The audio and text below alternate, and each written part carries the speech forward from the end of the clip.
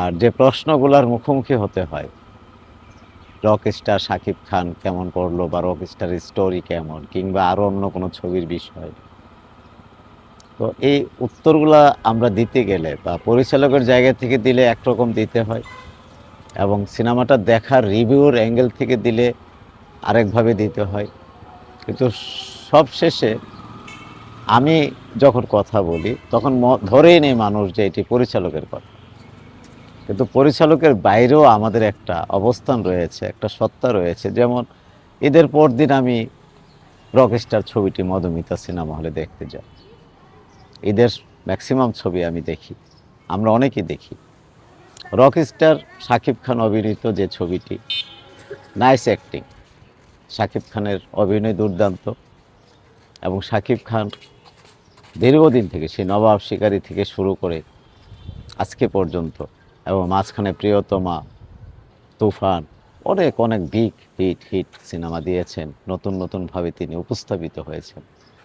শাকিব খানকে নিয়ে বাংলাদেশের মানুষ বা সিনেমা অঙ্গনের মানুষ, সংস্কৃতি অঙ্গনের মানুষ মুগ্ধ। তিনি যেভাবে তার বডি ল্যাঙ্গুয়েজটা শো করে ভাঙ্গেন, নতুন করে আরেকটি ছবিতে শাকিব খান তার লুক চেঞ্জ করে আসেন, এই বিষয়গুলো না বাংলাদেশের সিনেমাকে তিনি রিপ্রেজেন্ট করেছেন বাঙালিদের মধ্যে সারা বিশ্বে এবং বিশ্বের অনেক সিনেমা হলগুলোতে। শাকিব খানের প্রশংসা অবশ্যই করতে হবে, যেমন একটা নায়ক আমরা পেয়েছি। কিন্তু অত্যন্ত দুঃখ এবং পরিতাপের বিষয় যে আজকে এতগুলা বছর ধরে যে রাজত্ব করে যাচ্ছেন শাকিব খান, সেই নায়ক শাকিব খান অভিনীত ছবি সিনেমা হল মালিকরা 10 লাখ 8 লাখ তারও অনেক বেশি টাকা দিয়ে রেন্টাল করে নেন। একজন শাকিব খান এত লম্বা সময় ধরে সুপারস্টারের জায়গায় তিনি অটুট আছেন, ওনারও তো দায়িত্ব রয়েছে যে আমি এই সময়ে এসে কি গল্পে কাজ করছে এবং এই গল্পের মেসেজটা কি। শাকিব খান নিজেও জানেন যে তার অভিনয় বা তার নানান অঙ্গভঙ্গি কিশোর তরুণ তারা ফলো করে, তার স্টাইল, তার হেয়ার স্টাইল, তার পোশাক। এই যে রক স্টার, একজন রক স্টার, তিনি গান, তিনি পপুলার, তিনি অনেক।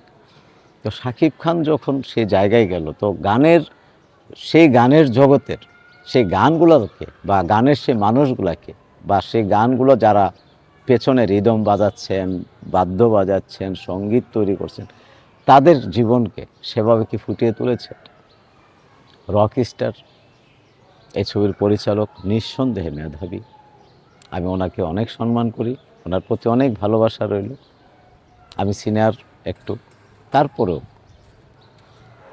শাকিব খানের হাতে সারাক্ষণ সিগারেট, মদ পান, নাক দিয়ে টানছে, সে কি মাদক, এই মাদক সে না নিলে সুস্থ হবে না, জ্ঞান ফিরবে না, এইভাবে পুরো ছবিতে শেষ পর্যন্ত। এখন প্রশ্ন হচ্ছে, এই যে মাদকগুলো শাকিব খান গ্রহণ করলো তার চরিত্রের মধ্য দিয়ে, এই যে যুব সমাজ, কিশোর সমাজ, 12, 13, 14 থেকে যে 22, 21, 20 বয়সের যে গোষ্ঠীটা, যে সংখ্যাটা, তাদের মধ্যে কী প্রভাব ফেললো? নিশ্চয়ই ভালো কোনো মেসেজ থ্রু হয়নি তাদের কাছে। বরঞ্চ আমরা মনে করি যে মাদক গ্রহণের যে সিস্টেমটা শেখানোর একটা পদ্ধতি শাকিব খান থেকে যুব সমাজ পেল। কারণ আমরা জানি যে একটা ইয়াবা গ্রহণ কিংবা গ্রহণ, এই মাদক গ্রহণের কিছু নিয়মকানুন থাকে, এগুলো শেখার জন্যে নানান এলাকায় তাদের যাইতে হয়, নানান বন্ধুদের খুঁজতে হয় যে এই নেশাটা আমরা কীভাবে বানাবো, কীভাবে খাবো। এখন রকস্টার ছবি দেখে শাকিব খানের ক্যারেক্টার দেখে তো তারা শিখতে পারবে যে এইভাবেই এটা তৈরি হয়, এভাবে এটা খেতে হয়, এভাবে মাদকটা নিতে হয়। প্রশ্ন হচ্ছে যে শাকিব খান তিনি আমাদের চলচ্চিত্রের আঙ্গিনায় যেভাবে শুরু থেকে বেড়ে উঠেছেন, আমাদের সামনে তার অভিনয় জীবন শুরু, তারপরে কিভাবে সে সুপ্রতিষ্ঠিত হলো এবং বীর দর্পে আজকে 2026-এ এসে আজকে মহাতারকা। কিন্তু আমি মনে করি রক স্টারের শাকিব খান আপনাকে অবশ্যই গল্প নির্বাচনে বা অভিনয়ের দিক থেকে এবং এই মেসেজটা সমাজে কোনো বিরূপ প্রতিক্রিয়া হচ্ছে কিনা, কোনো নেতিবাচক প্রভাব পড়ছে কিনা, এই বিষয়গুলো শাকিব খান মনে রাখতে হবে। তা না হলে মানুষের হৃদয়ের যে জায়গাটা করেছেন বা শাকিব খান করেছে, সে জায়গাটা ক্ষতিগ্রস্ত হবে। ছবিটা কেমন Thank লাগছে you. আসলে আপনার দৃষ্টিতে, আপনার মেসেজ আপনার মুখ থেকে আমরা যদি শুনতে চাই, কি বলবেন আসলে শর্ট, একদম শর্ট করে দিই আপনার। রকস্টার ছবিটির গল্প কিন্তু ভালো, এবং সাবিলা নূর যে অভিনয়টা করেছে, এবং মিথিলা সম্ভবত না, মিথিলা, এবং সাবিলা নূরের অভিনয় দেখার মতো, কি অসাধারণ একটি। মিথিলা নিঃসন্দেহে বুক কাঁপিয়েছে।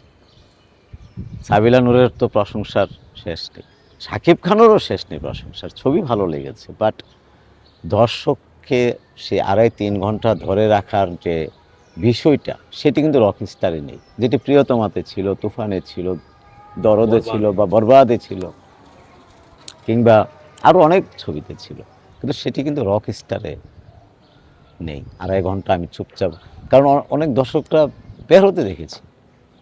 শাকিব খান হয়তো আমার এই ইন্টারভিউটা দেখলে মন খারাপ করতে পারে যে গাজী মাহবুব আমাকে নিয়ে এইভাবে কথা বলছেন। না, আপনাকে নিয়ে বলিনি, এটা আপনাকে নিয়ে বলি নেই। শাকিব খানকে আমি আপনি করে সম্বোধন করি শুরু থেকে। আমি অনেক সম্মান করি, এমন একটা পপুলার হিরো, বাংলাদেশে এত নামজাদা একটা নায়ক তৈরি হয়েছেন, তার ছবি সবাই দেখে, এটা আমাদের গর্ব। এবং শাকিব খানের প্রতি আমার অনুরোধ রইল, আপনি আগামীতে বা যে ছবিগুলো কাজ করবেন, আপনাকে মনে রাখতে হবে সিনেমার বিনোদনের মধ্য দিয়ে শিক্ষার উপকরণও থাকতে হবে। কারণ একটা সময় কিন্তু আমরা জানি সালমান শাহ যখন মাথায় রুমাল বাঁধতেন, গায়ে একটা পেঁচিয়ে দিতেন, এগুলো কিন্তু তরুণ সমাজের মধ্যে একটা ইতিবাচক প্রভাব পড়েছে। সালমান শাহ যখন প্রেম করতেন, প্রেমের ছবি করতেন, সংলাপ বলতেন, সেগুলো ইতিবাচকভাবে রমনা পার্কে, সোহরাওয়ার্দী পার্কে, বিভিন্ন পার্কের ময়দানে তরুণ তরুণীর মধ্যে তার সংলাপগুলো তারা সংগ্রহ করেছে এবং একজন আরেকজনকে বলেছে। সালমান শাহ, শাবনূর অভিনীত অনেক ছবির গান ছেলে মেয়েরা এখনও গেয়ে থাকেন, এবং তাদের প্রেমের সম্পর্কের ক্ষেত্রে তার উদাহরণ টেনে আনেন। শাকিব খান তিনিও কিন্তু এই সময়ের বেশ কয়েক বছর ধরে বাংলাদেশের তরুণ তরুণীর কাছে, কিশোরদের কাছে, এমনকি যারা সিনেমা হলে আসতেন না, তারাও শাকিব খানকে পছন্দ করে। একটা সোসাইটির একটা অংশ কিন্তু শাকিব খানের ছবি দেখতেন না, গত কয়েক বছর ধরে তারা দেখতে আসে। তার মানে শাকিব খান তার ইমেজকে এমনভাবে জনপ্রিয়তার শীর্ষে নিয়েছেন এবং গ্রহণযোগ্যতার শীর্ষে নিয়েছেন যে সব ধরনের দর্শক এখন সিনেপ্লেক্সে আসতেছে শাকিব খান অভিনীত ছবি দেখতে। প্রশ্ন হচ্ছে, শাকিব খান যে অভিনয় করলো যে ছবিগুলোতে, তার স্টোরিটা কি? ওকে, অ্যাকশান বা সামাজিক প্রেক্ষাপট নিয়ে বা সোশ্যাল অ্যাকশান ঘরানার একটা বিষয় নিয়ে, কিন্তু আমরা কি একবারও ভাবি চলচ্চিত্র শুধু বিনোদন নয়, চলচ্চিত্রের মধ্য দিয়ে বিনোদন এবং আনন্দ যেভাবে দেওয়া হয়, পাশাপাশি সেখানে থাকে শিক্ষার উপকরণ এবং সামাজিক দায়বদ্ধতার শিক্ষা, পারিবারিক শিক্ষা, চলার শিক্ষা, বড় ভাইকে কীভাবে সম্মান করতে হবে, বন্ধু কীভাবে চলতে হবে, ভুল বোঝাবুঝি কীভাবে সৃষ্টি হয়, তার কীভাবে সমাধান হয়, এই মেসেজগুলো থাকে।